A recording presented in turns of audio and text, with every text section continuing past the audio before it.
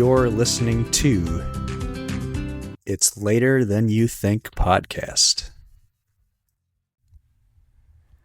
Hello and welcome. Thank you so much for being here. This is the premiere of It's Later Than You Think podcast. In today's inaugural episode, we're going to take a look at a few quotes that are memorable to me, and I will explain how they tie in to our everyday lives. A little intro about me. My name is Patrick. I live in the great state of Wisconsin. And believe it or not, this is my very first crack at the podcasting world. Hopefully things go well. I haven't quit my day job yet. Speaking of which, my day job has me facilitating training for my organization, which gives me plenty of practice speaking to groups of people. We will see if that can translate to talking into a microphone. Now, what's a guy like me making a podcast for? Just explained that it's called It's Later Than You Think. What's that all about? You know, I'd love to share a story about how I had been thinking about this for months on end and finally pulled the trigger to do it. But that wouldn't be the truth. Honestly, about 2 weeks ago, this popped in my mind of doing a podcast. How so? Well, I'll get to that in a moment. I want to first talk about the actual quote, "It's later than you think." This is a Latin phrase which dates back to when the Romans inscribed this onto sundials. A long time ago. A little more recent history actually is a song from 1949 by Guy Lombardo and his Royal Canadians. What a great name for a band, by the way. I also want to give credit to the writer Carl Sigman and lyricist Herb Magidson as well for that song. So, let's go back to where this idea for the podcast came from. In early December of this year, after spending most of my year reading mystery and thrillers, I needed something a little bit more uplifting. So, on my Kindle, I found a book called Brush, a novel by Penn Anderson, which was published in September of 2023. I want to read the back of the book description for you. A glittering new adaptation of an ancient folktale. Brush is the story of two strangers. Chris is a successful entrepreneur who gets his hands on a magic paintbrush. Joe is a woman with secrets who lives above her quaint store on Main Street. Their lives intersect during one transformative year in a mysterious journey punctuated by delightful detours. Told in short, alternating, breathtaking scenes, Brush is a quest filled with heart and humor that will propel you to the finish and leave you changed. Now, at one point in the story, one of the main characters was telling his own story about a former basketball coach that during a late game timeout, the game on the line, said, "Boys, it's later than you think."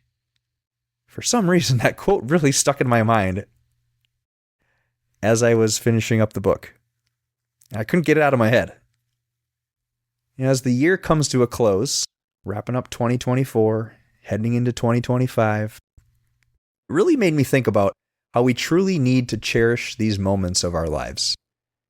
Because while they are here today, they're gone tomorrow. I really enjoyed this book. Not only was it so calmly descriptive, and it made me think about life overall, the book also takes place in Wisconsin. Mentions a couple cities by name, Milwaukee and Mount Horeb. So I thought that was a super cool connection as well. With all that said, let's get into hearing some quotes. The first quote I want to share, which is one of my favorite life quotes, is by the late, great singer-songwriter Warren Zevon. If you're thinking, is that the guy that sings Werewolves of London? Yeah, that's him. In October of 2002, Warren appeared on The Late Show with Dave Letterman. Now, Warren had been recently diagnosed with terminal cancer, and Dave Letterman was a huge fan of Warren's. Had been on the show multiple times over Dave's career. In the interview portion of this memorable appearance, in which the entire episode was dedicated to Zevon, Dave asked, "From your perspective now, do you know something about life and death that maybe I don't now?" To which Warren responded, "Not unless I know how much you're supposed to enjoy every sandwich." Warren passed away 11 months after his appearance on the show. Now, if you're unfamiliar with Zevon's work, the guy is a lyrical genius. And that is pun intended. A great singer-songwriter, includes songs Poor, Poor, Pitiful Me, Keep Me in Your Heart for a While, Lawyers, Guns, and Money, Reconsider Me, and Splendid Isolation, to name a few. Warren has been eligible for the Rock and Roll Hall of Fame for 30 years. And finally, last year, he was nominated. As of this recording, he still is not in. And that's a damn shame.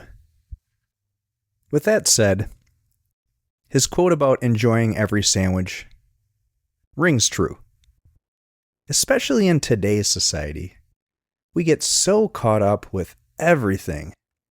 Between social media and smartphone technology, we're quick to criticize and slow to appreciate. I'm guilty of this at times as well. We stare into our phones, looking to be entertained by others, as the world passes us by. Just earlier today, got completely distracted on my phone. I was opening my phone to look at an email that had information about the Secret Santa my dog had as I was going to an event tonight. I needed to get a recall on the name to put on the present. Well, when I opened up my email, I found 4 or 5 others that I wanted to read. Somehow my brain then got connected to Instagram and then my Facebook. And 10 minutes later, I closed my phone and had forgotten what I initially had opened it for in the first place. In continuation, we get into arguments online with strangers who have differing opinions from us. And what for? Our stress and anxiety levels are higher than they've ever been. And while the pandemic didn't help things, the aforementioned social media and smartphones are not making things any better. It's not that I'm against any of these, but I do think there's a better uses for them. Now, this isn't the space for that, but I do think it's something worth mentioning. To enjoy every sandwich is to really appreciate the things around us while we're here. We don't get to decide when it's our turn to take the big dirt nap, as my uncle used to say. No amount of thoughts and prayers will determine who stays or who goes. If we take a moment to think about everything in our lives, family, friends, jobs, our health, whether those things are good or complete shit at the moment, it's important to consider what is going well and make that a starting point. The second quote for today is even more famous, and that is, "Life moves pretty fast. If you don't stop and look around once in a while, you could miss it." This, of course, is from the 1986 classic film Ferris Bueller's Day Off, featuring Matthew Broderick, Alan Ruck, Mia Sara, and Jennifer Grey. Now, maybe some of you Gen Zers haven't seen this movie. Maybe you haven't even heard of it. And if that's the case, I highly recommend you take some time to go watch. Now, a side note about this movie. Years ago, I visited the Chicago Art Museum, and I attempted to replicate one of the scenes in the movie. And that is where Ferris, Cameron, and Sloane are at the museum studying a Sunday afternoon on the island of Le Grand Jatte. And I will say, I believe the photo I ended up taking turned out fairly well. Now, this quote, which is similar to the first in that it's a reminder that life is short and it's easy to get caught up in the busyness of everyday life. We really should be living in the moment. Enjoy the little things in life, whatever that means to you. Life truly is moving by quickly. Our careers, the growth of our families, aging parents, and any other obligations in our day-to-day lives where we can forget to hit the brakes a bit and slow the hell down. Now, using that analogy on the road, I wouldn't consider myself a slow driver by any means, but I do like to hang out in the middle lane because what's the rush? I mean, if you're not passing anyone, that's really where you're supposed to be anyways. Left lane is a passing lane. However, you've got a group that is always going to be flying by, clocking in at 20 miles per hour over the speed limit, always in a rush. Hey, and if that's you, more power to you. That's just not how I want to live my life. Constantly in a rush. Now, while it's easy to get caught up in the drama of our everyday lives, I want you to think about how much time you spend thinking about the past or pondering the future. Yes, our future is important, and there's plenty to be concerned with. But the thing to remember is that you only have control of what's happening right now. Maybe you ask yourself, how am I spending my free time? Is this what I want to be doing? Do I have any free time? Do you work to live or live to work?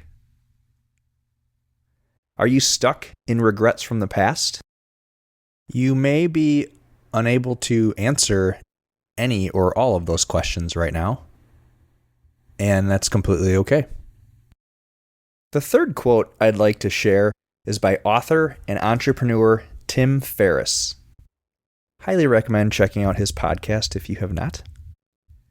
He says, "Conditions are never perfect. Someday is a disease that will take your dreams to the grave with you. Pro and con lists are just as bad. If it's important to you and you want to do it eventually, just do it and correct course along the way." I absolutely love this quote. I think it speaks volumes to the mindset of, I'll get to that eventually. We've all said that at some point in our lives. I used to be one of those people. And at fault, I partly still am. However, I've come a long way. At the start of 2024, I made my New Year's resolution to get comfortable being uncomfortable. When I first made it, while I knew what the quote meant, I didn't quite know how it was going to look in action. I decided to just go with the flow and see what happens. Early on in the year, I joined a couple of meetup events where I didn't know anyone. I ended up gaining a new friend out of it, and that was really cool. I also took adult ice skating lessons, and this goes back to one day I walked by the local ice rink, and I thought, wow, that looks like a lot of fun. But then I got about a block away and remembered that I did not know how to ice skate, and that would not be very fun. So I told myself, you know what? Go take some ice skating lessons. After 6 weeks of taking lessons, I can safely say I can kind of sort of glide on the ice. And for me, that was a win. Late spring, early summer, I picked tennis back up after playing recreationally in my high school years. And I actually ended up winning a somewhat non-competitive rec league. To confirm, this was an adult league. I wasn't playing a bunch of 10-year-olds, as my sister joked. Another thing that comes to mind as far as doing something uncomfortable is what I'm doing right now. I decided to come up with an idea for a podcast. I ordered a microphone. And you know what? This is the first episode. We'll see what happens. Each of those things I listed had risks involved. And I had to be courageous, knowing that I can do it. And that helped me get out of my comfort zone. When Tim Ferriss speaks of conditions never being perfect, he's right. I really like the part when he says, just do it and course correct along the way. That's so true. Give it a shot. Start today. Improve tomorrow. If you wait until the timing is right, maybe it never is. Or at least that's what you tell yourself. We know life isn't perfect. It's busy. It's messy. But if you have the resources, the courage, the motivation, you can make it happen. A bonus quote before we wrap things up today is a quote you most likely have never heard before. Or maybe you have, but I am positive it's not as well known as the others that I've shared. I want to give a quick backstory about this quote before I reveal it. Back in early 2023, I belonged to a gym where I'd arrive around 6 a.m. to get a workout in before my workday started. In the few months that I was there, I befriended a handful of other gym goers. One, a guy who was my age. We would chat about sports, music. And another couple, a husband and wife, who were in their early stages of retirement. Very friendly folks. They'd usually wrap up their workout after I had been there for about 20 minutes or so. The gentleman always had a handful of quips that he'd use as he was leaving and walked out the door. One of them, he would say, "All right, guys. Well, as they say, enjoy." Now, this other guy that was my age, we talked about this a couple times and always had a good laugh. Who says enjoy? Who are these people? They always say. One of those you had to be there moments, but I always think back to that when I hear people talking about enjoying something. All right, guys. Well, as they say, enjoy. We thought it was humorous because it really didn't make much sense to us. And now that I look back, it still doesn't make sense. But hell, we're talking about life quotes, and what could be more suitable than telling someone to enjoy? Enjoy your friends. Enjoy your family, your pets. Enjoy your alone time. your education, the book you're reading, the podcast you're listening to, the endorphins from exercise, going for a hike, brunch, or dinner with friends, playing that musical instrument, the sunshine on your face. Said it before, we know it, life is short. We not only need to enjoy every sandwich, we need to stop and take a look around once in a while. And as they say, enjoy. I want to thank all of you for listening so much to this first episode. If you did like it, appreciated it, felt a certain kind of way, feel free to subscribe, leave a review, tell your friends, and you can follow along on Instagram. It is the number 414 and _ Milwaukee. I'll be back next week with another episode. Until next time, make the most of your moments because it's always later than you think.